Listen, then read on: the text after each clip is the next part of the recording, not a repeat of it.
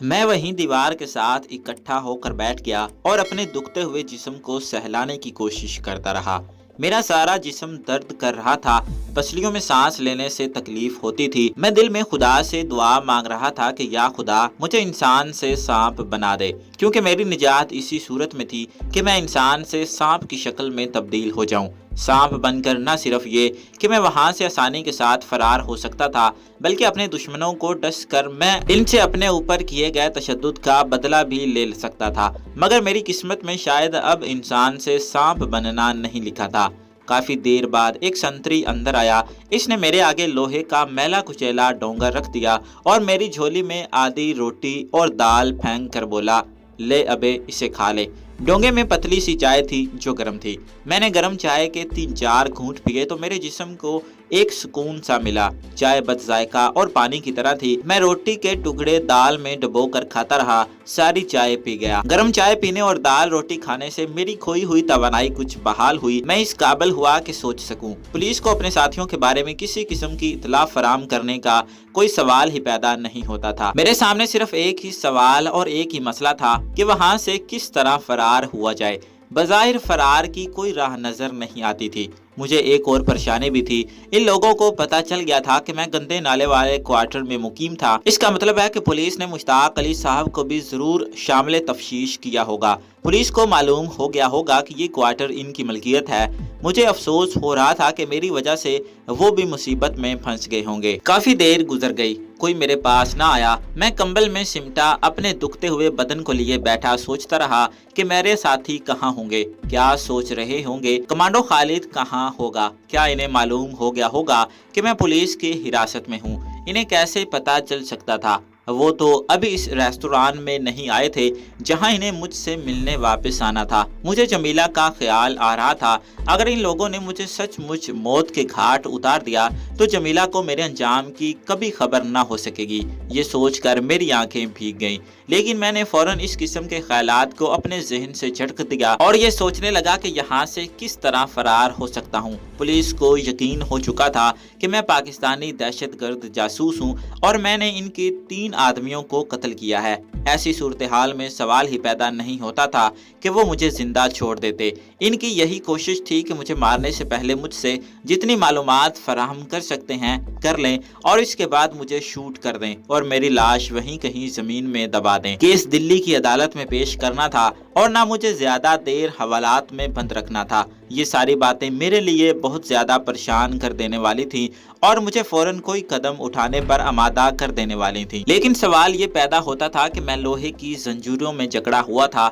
मैं कोई कदम कैसे उठा सकता था? मजबूरन मुझे इंतजार करना था मुआकिफ हालात का, ऐसे हालात का कि मुझे ये लोग हथकड़ी के बगैर किसी दूसरी कोठड़ी या हवालात में बंद कर दें और मैं वहां से फरार होने की किसी स्कीम पर गौर कर सकूं। इस दौरान अगर मैं सांप की शक्ल इख्तियार कर जाता हूँ तो इससे बढ़कर मेरी और कोई खुशकिस्मती इन हालात में नहीं हो सकती थी। लेकिन मुझे महसूस हो रहा था कि ऐसा अब शायद कभी ना हो और मुझे इंसान रह कर ही कोई खतरा मोल लेना पड़ेगा। जिस तंग कमरे में पुलिस ने मुझे हथकड़ी लगाकर दीवार के साथ जकड़ रखा था वहां दिन की रोशनी बिल्कुल नहीं आ रही थी। एक छोटा सा बल्ब दीवार पर जल रहा था। बाहर दूसरे कमरों से कभी कभी आदमियों की बातें करने और दरवाजे के आगे से गुजरने की आवाज आ जाती थी। खुदा जाने कितना वक्त गुजर चुका था कि संतरी अंदर आया। इसने मेरी जंजीर खोली, मुझे आगे लगाकर एक तंग और गंदे गुसलखाने में ले गया और मुझे गाली देकर कहा, चल ओए, जो कुछ करना है जल्दी करके बाहर आ जा। 2 मिनट से ज्यादा लगाए तो मैं गर्दन तोड़ दूंगा। इसके बाद मुझे वापस इस कोठरी में लाकर दीवार के साथ जकड़ दिया गया। इस दौरान मुझे इतना अंदाजा हो गया कि दिन की रोशनी गायब हो चुकी है और बाहर शाम पड़ चुकी है, मगर मेरे लिए दिन और रात एक बराबर थे। मैंने संतरी से कहा, मैं यहाँ से भाग नहीं सकता, कम से कम मेरी हथकड़ी तो खोल दो। इसने मुझे गाली दी और चला गया। इसके कोई 1 घंटे बाद मुझे दोबारा चाय और डबल रोटी खाने को दी गई। मैंने खा ली और दीवार से लगकर फटे हुए कंबल को जिस्म के गिर्द लपेटकर सर्दी से बचने की कोशिश करता रहा। मेरा ख्याल है कि रात हो गई होगी, क्योंकि पुलिस स्टेशन से जो आवाजें किसी वक्त सुनाई दे जाती थीं अब वो सुनाई नहीं देती थी। کہتے ہیں کہ نیند سولی پر بھی آ جاتی ہے۔ مجھ پر بھی ہلکی ہلکی غنودگی سی طاری ہونے لگی تھی کہ دروازہ کھلا اور میں نے دیکھا کہ سکھ تھانے دار 2 آدمیوں کے ساتھ اندر آ رہا ہے۔ میں انتہائی بے بسی کے عالم میں ان کو دیکھ رہا تھا۔ سکھ تھانے دار کے ساتھ جو 2 آدمی تھے وہ پولیس کے آدمی ہی لگتے تھے، مگر وردی میں نہیں تھے، شاید انٹیلیجنس کے آدمی تھے۔ تینوں میرے قریب آ کر کھڑے ہو گئے۔ سکھ تھانے دار نے بڑی روبدار آواز میں مجھ سے پوچھا، کیوں؟ ابھی تک تمہارا دماغ درست ہوا ہے یا نہیں؟ میں نے کہا، آپ لوگوں نے مجھے ناحق یہاں قید کر رکھا ہے۔ نہ میں پاکستانی جاسوس ہوں، نہ میں دہشت گرد ہوں، اور نہ ہی میں نے کسی کو قتل کیا ہے۔ سکھ تھانے دار نے آواز دے کر باہر سے اسی سنتری کو بلوایا جس نے مجھے ہتھ کڑی لگائی تھی۔ مرلی دھرن، اس کو مغل اعظم کے شیش محل میں لے آؤ۔ یہ کہہ کر سکھ تھانے دار اور اس کے دونوں ساتھی کمرے سے چلے گئے۔ سنتری نے زنجیر دیوار کی ہک سے کھول کر اپنی پیٹی کے ساتھ باندھی اور مجھے کھینچ کر اٹھاتے ہوئے کہا، چلو تمہیں مغل اعظم کے شیش محل کی سیر کروائیں۔ میں ایسا بھی احمق نہیں تھا کہ یہ سمجھتا کہ یہ لوگ واقعی مجھے دلی میں مغل اعظم شہنشاہ اکبر کے شیش محل کی سیر کروانے کے لیے لے جا رہے ہیں۔ ظاہر ہے وہ مجھے کسی دوسرے تہہ خانے میں لے جا رہے تھے جہاں مجھے اس سے زیادہ تشدد کا نشانہ بنایا جانے والا تھا اور اس سے زیادہ اذیتیں دی جانے والی تھیں۔ میرا خیال درست نکلا۔ اب مجھے جس کمرے میں لے جایا گیا وہاں پہلے سے ایک آدمی لوہے کے ایک شکنجے کے پاس زمین پر بیٹھا تھا۔ تھانے دار اور اس کے ساتھیوں کو دیکھ کر وہ جلدی سے سلام کرتا ہوا اٹھ کر کھڑا ہو گیا۔ تھانے دار نے اس سے پوچھا، کیوں ہوئے، کھڈا لگا دیا ہے؟ اس آدمی نے ہاتھ جوڑ کر کہا، ہاں سرکار، سب کچھ تیار ہے۔ تھانے دار نے کانسٹیبل کو اشارہ کیا۔ کانسٹیبل نے میری ہتھ کڑی اتار دی۔ 3 آدمیوں نے مجھے پکڑ کر زبردستی شکنجے پر لٹا دیا۔ یہ شکنجا لوہے کے ایک سٹریچر کی طرح تھا جس کی دونوں جانب لوہے کے کلمپ لگے ہوئے تھے۔ میرے دونوں ہاتھ اور دونوں پاؤں لوہے کے کلمپوں میں پھنسا کر جکڑ دیے گئے۔ اس کے بعد جو آدمی شکنجے کا انچارج تھا اس نے ایک گول ہینڈل کو آہستہ آہستہ گھمانا شروع کر دیا۔ میرے دونوں بازو اور دونوں ٹانگیں کھینچی جانے لگیں۔ 3-4 سیکنڈ کے بعد ہی میری چیخیں نکل گئیں۔ میرے بازو اور ٹانگیں ایسا لگتا تھا جیسے جوڑوں سے نکلنے والے ہیں۔ میں نے چلا کر کہا، میں بے گناہ ہوں، مجھ پر یہ ظلم نہ کرو۔ شکنجے کا ہینڈل آہستہ آہستہ گھمایا جا رہا تھا اور میرے بازو اور ٹانگیں میرے جسم کا ساتھ چھوڑ رہی تھیں۔ درد کی ایسی تہس اٹھ رہی تھی جیسے کوئی میرے جسم میں لوہے کی سلاخیں ٹھوک رہا ہو۔ جب میری چیخوں کی آواز بھی کمزور پڑ گئی تو تھانے دار کی آواز آئی، ٹھہر جاؤ۔ وہ رک گیا۔ میرے بازو اور ٹانگوں کے پٹھے سمٹنے لگے۔ ہڈیوں کے جوڑ ایک دوسرے کے قریب آ گئے لیکن میرے بدن میں جیسے بالکل جان نہیں رہی تھی۔ تھانے دار اور اس کے دونوں ساتھی جو سویلین کپڑوں میں تھے میرے دائیں بائیں قریب آ گئے۔ تھانے دار نے اپنی چھڑی میرے ہونٹوں پر لگا کر آہستہ سے کہا، اب بھی وقت ہے، اپنے ساتھیوں کے نام پتہ بتا دو، تمہیں اسی وقت چھوڑ دیا جائے گا۔ میں نے کہا، میرا کوئی ساتھی نہیں ہے، میں اکیلا ہی مشرقی پاکستان سے جان بچا کر بھاگا تھا، میرا کوئی ساتھی نہیں ہے، خدا کے لیے مجھ پر رحم کرو۔ تھانے دار کے حکم سے میرے جسم کو ایک بار پھر شکنجے میں کسا جانے لگا۔ ایک بار پھر میری چیخیں بلند ہونے لگی۔ ان چیخوں پر واقعی میرا کوئی اختیار نہیں تھا۔ مجھے ایسے لگ رہا تھا جیسے میرے اندر کوئی دوسرا آدمی ہے جو شدید تکلیف کے عالم میں بے اختیار ہو کر چیخ رہا ہے۔ شاید یہ ایک قدرتی بات تھی۔ اس بار مجھے اس قدر ٹارچر کیا گیا کہ میں بے ہوش ہو گیا۔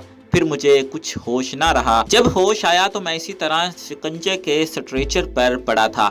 میرے دونوں ہاتھ اور پاؤں لوہے کے کلمپوں میں جگڑے ہوئے تھے لیکن مجھے شکنجے میں کسا نہیں جا رہا تھا۔ تھانے دار اور اس کے ساتھی وہیں بیٹھے تھے۔ مجھے ہوش میں آتا دیکھ کر تھانے دار میرے پاس آ گیا۔ اب بھی وقت ہے، میں تمہیں آخری بار مہلت دے رہا ہوں۔ اگر اس مہلت کے بعد بھی تم نے یہ نہ بتایا کہ تمہارے ساتھی دلی میں کس جگہ پر ہیں تو میں اپنے ہاتھ سے تمہیں گولی سے اڑا دوں گا۔ مجھے شکنجے سے نکال کر واپس پہلے والے تنگ کمرے میں لا کر ڈال دیا گیا۔ اسی طرح مجھے ہتھ کڑی لگا کر زنجیر کے ساتھ دیوار کی ہک میں جکڑ دیا گیا تھا۔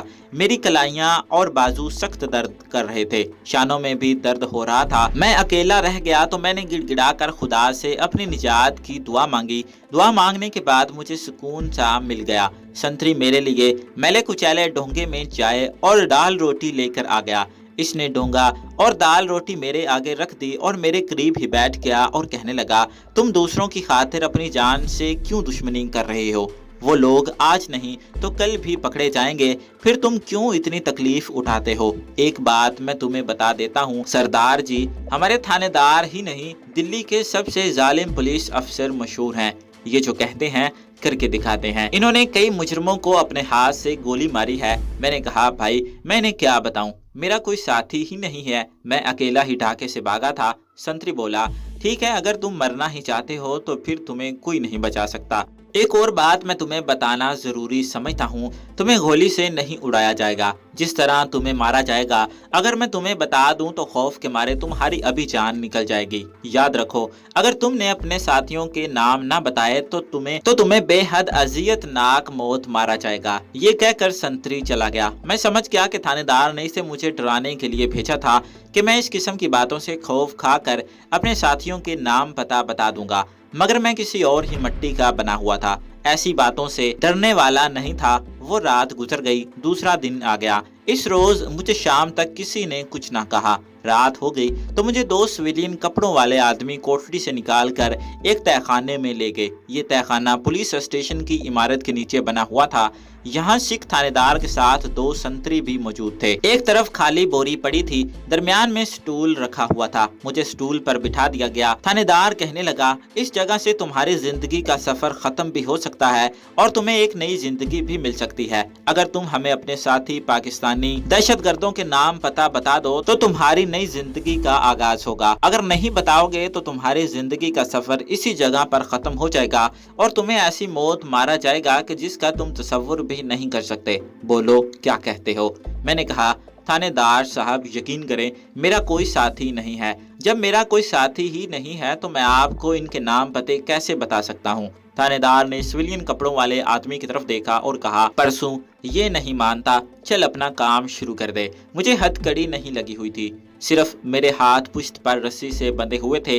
परसों इस शख्स का नाम था जिसने मैली सी धोती और पुरानी गर्म चादर ऊपर ले रखी थी और खाली बोरी के पास जमीन पर बैठा था। थानेदार का हुक्म सुनकर वो उठा। दो संतरियों ने मेरे बाजू मजबूती से पकड़ लिए। परसों ने खाली बोरी उठा ली। दोनों संतरियों ने मुझे स्टूल पर से ऊपर उठा लिया। परसों ने बोरी खोलकर मेरी टांगों पर चढ़ाई और कमर तक लाकर इसे इस तरह रस्सी से बांध दिया जिस तरह हम शलवार बांधा करते हैं। मेरी समझ में अभी तक नहीं आया था कि ये लोग मेरी टांगें बोरी में किस लिए डाल रहे हैं। मैं यही समझ रहा था कि बोरी खाली है। जैसे ही मेरी टांगें बोरी में डालकर उन्होंने इसकी रस्सी मेरी कमर के गिर्द कसी, बोरी के अंदर से फनकारों की आवाजें आना शुरू हो गई। ये महसूस करके मेरा जिस्म दहशत के मारे सर्द पड़ गया कि जिस बोरी को मैं खाली समझ रहा था इसमें पहले ही से एक सांप डाल दिया गया था। सांप बार बार मेरी टांगों से टकराकर फनकारे मार रहा था। हकीकत ये थी कि वो मेरी टांगों से दूर भागने की कोशिश कर रहा था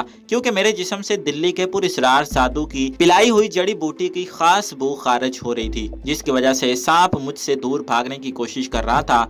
मगर बोरी ऊपर से बंद थी और वो बोरी से बाहर नहीं निकल सकता था। बोरी के अंदर वो कभी बोरी की एक तरफ हो जाता, कभी दूसरी तरफ फनकार कर दौड़ता और मेरी टांगों और पाँव और घुटनों से बार बार टकरा जाता। मुझे मालूम था कि ये सांप जिससे ये लोग मुझे डसवा कर मारना चाहते हैं मुझे नहीं डसेगा, मगर वो मुझसे दूर भाग भी नहीं सकता था। वो शदीद गुस्से और बेबसी के आलम में बोरी के अंदर फनकार कर अपने गुस्से का इजहार कर रहा था। धोती खेस वाला परसू शायद सरकारी सपेरा था। वो बोरी की तरफ ऐसी नजरों से देख रहा था जैसे इसकी समझ में नहीं आ रहा था कि सांप बोरी के अंदर इतना परेशान क्यों हो रहा है और इसने अभी तक मुझे डसा क्यों नहीं।